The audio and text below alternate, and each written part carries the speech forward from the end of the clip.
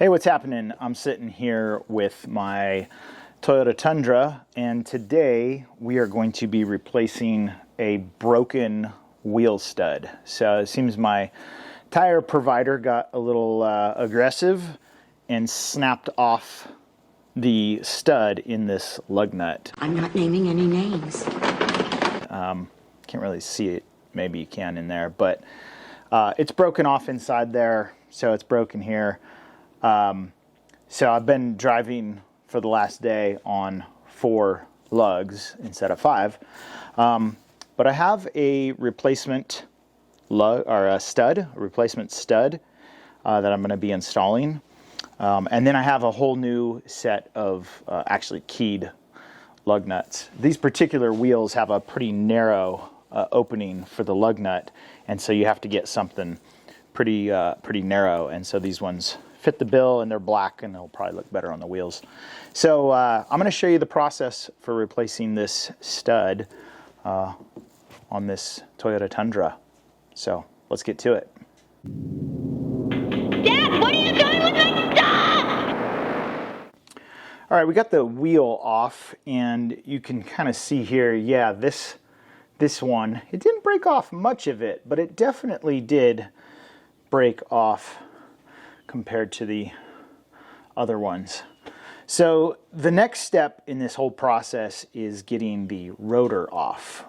But before I can get the rotor off, I guess the actual next step is that I need to take the brake calipers and take those off and move them out of the way so that I can then just slide the rotor off of the hub.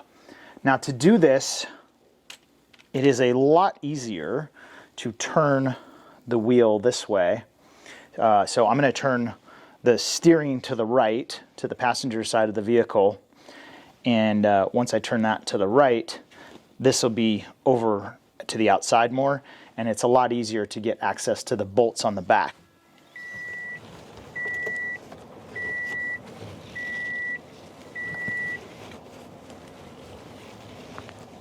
Now looking at the back, these 2 bolts here are the ones that need to come off. They're actually 19 mil or 3/4 inch. 3/4 inch fits just fine. So I'm going to use a breaker bar and a 3/4 inch socket to go ahead and pop these loose.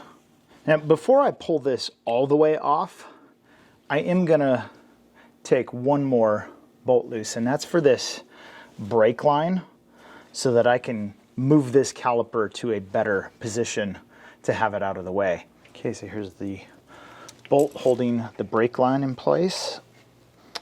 Okay, we're gonna try again with a bigger ratchet. See if we can get some more leverage. There we go. Bolt out of the way. That should free up that. And now my entire caliper can slide off, and I can kind of just move it out of the way, find somewhere to kind of rest it temporarily.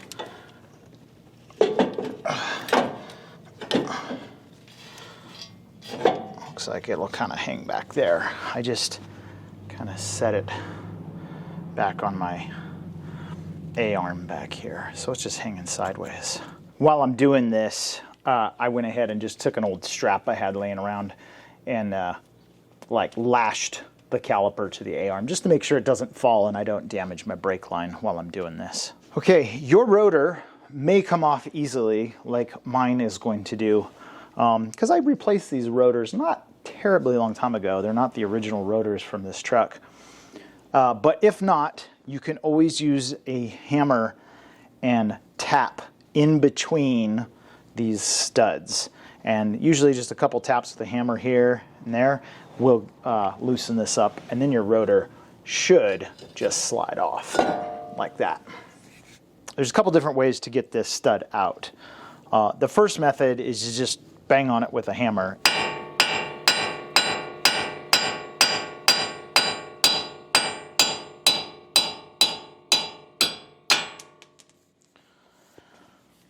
Well, that was pretty easy.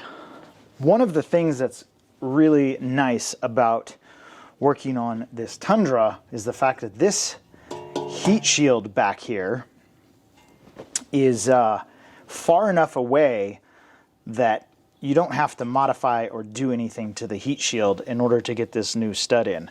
Some vehicles it's too close, it'd be at an angle, you have to cut the heat shield. You don't have to do that with the Tundra, which is nice. So we can simply pull that through like that. Now the next step is to get this new stud to seat all the way into this hub body here. So there's a couple different ways to go about doing that. Okay, I've got my impact gun. I have an old lug nut that fits that. And I have this big nut. It's bulky, but I consider it carry-on. Now, this I think was a 5/8 inch, maybe something like that, but I had to drill the middle of it out a little bit with a drill to make sure it could slide on, but effectively I'm going to slide that on, and I have some grease on the end of this just to help this turn a little better on this nut. And I'm going to thread that on until it's nice and tight by hand. And effectively, I'm going to hit this with the impact gun, and in theory, I should be able to pull the stud until it's seated all the way into that flange. So let's give it a shot.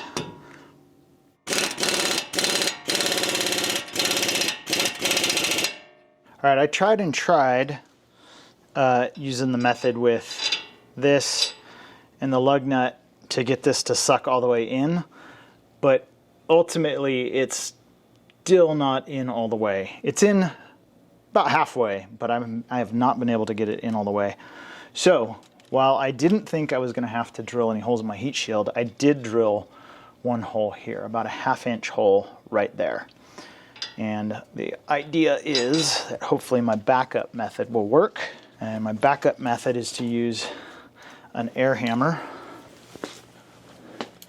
and to just hammer it in from the backside. I know the light's not fantastic, but I'm effectively going to give this a shot here.